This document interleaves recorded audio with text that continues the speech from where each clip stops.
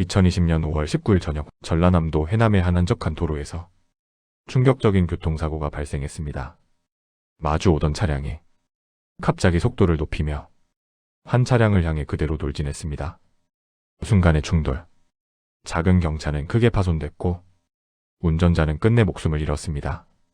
처음에는 단순한 교통사고로 보였습니다. 하지만 조사 결과 이 사고는 우연이 아니었습니다. 가해 차량의 운전자는 바로 피해자의 남편이었고 두 사람은 당시 이혼 소송 중이었습니다. 2020년 5월 19일 51세 남성 박모 씨가 이혼 소송 중이던 아내의 모닝 차량을 고의로 충돌해 아내를 살해한 사건. 이때 아내의 모닝 차량 뒤에 오던 차와도 충돌하면서 사고도 일어났습니다. 오늘 사건 기록에서는 해남 아내 차량 고의 충돌 살인 사건을 살펴보겠습니다. 본 내용은 실제 사건을 바탕으로 하여 현재까지 밝혀진 사실을 중심으로 작성되었습니다. 다소 자극적인 내용을 포함하고 있으므로 노약자 및 침약하신 분들은 시청에 유의하여 주시기 바랍니다. 지금부터 그날의 사건 기록 함께 보시겠습니다. 2020년 5월 19일 오후 6시 10분경 전라남도 해남군 마산면의 한 이면도로에서 51세 남성 박모 씨가 몰더는 새끼야? 소렌토 차량이 중앙선을 넘어 마주오던 자주색 기아 모닝 차량과 추돌 후 뒤에서 오던 소나타 차량과 2차 추돌하는 3중 추돌 사고를 일으켰습니다. 충돌 직전 소렌토의 차량 속도는 시속 121km였고 이 사고로 인해 모닝 운전자였던 47세 여성이 사망하고 뒤따른 소나타 탑승자 2명이 중상을 입었습니다. 처음엔 단순 교통사고로 처리될 뻔했으나 해남경찰서 담당 경찰관은 전혀 일면식이 없던 관계가 아니라 가해자와 피해자가 이혼 소송 중인 부부관계라는 것을 확인하자 가해자를 살인죄로 기소 의견으로 검찰에 송치했습니다. 이혼을 원치 않던 박모 씨가 아내를 설득하기 위해 해남에서 피해자 주거지 목포로 진행하던 중 살해 의도는 정확히 알 수 없으나 피해자 아내 B 씨의 차량을 발견하고 핸들을 틀어 발생한 살인사건이자 교통사고입니다. 아내의 차량을 발견하고 차량을 막아서다 발생한 사고라는 주장도 있으나 사고를 가장한 살인사건이라는 주장이 더 힘을 얻고 있는 상황입니다. 실제로 그 근거 몇 가지를 블랙박스 속에서 확인할 수 있었습니다. 핸들을 틀 이유가 전혀 없었습니다. 차량 전방에는 아무것도 없었습니다. 이면도로라 차선만 잘 지키면서 가면 사고가 절대 날 수 없는 도로였습니다. 해당 구간은 도로가 좁아지는 곳도 합류 구간도 없는 도로입니다.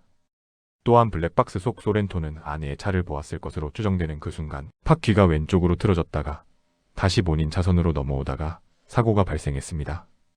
아내의 차량을 모를 리 없습니다. 큰아들까지 있을 만큼 결혼 생활을 오래 한 남편이 타고 다닌 지 꽤 된 아내의 자주색 경차를 절대 모를 리가 없습니다. 사망 후 남편의 태도.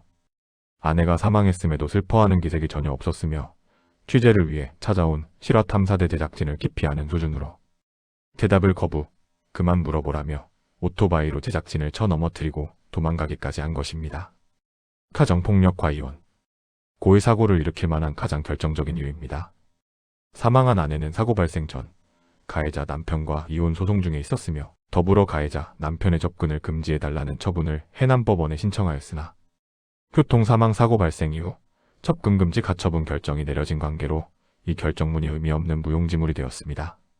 가정폭력 부분은 피해자의 부정행위를 의심 발생한 사건으로 단지 피해자에 대한 부적절한 관계를 의심한 가해자 남편의 의처증이 이 사건의 단초를 제공했습니다. 이혼 부분의 가해자 남편은 줄곧 이혼만큼은 원치 않았고 이혼하지 않기 위한 방법으로 목포 소재 평소 자주 이용하던 무속인에게 문의하여 그 무속인이 알려준 방법대로 부적을 만들고 생선과 칼을 피해자 거주지 화단 주변에 묻는 일까지 했었습니다.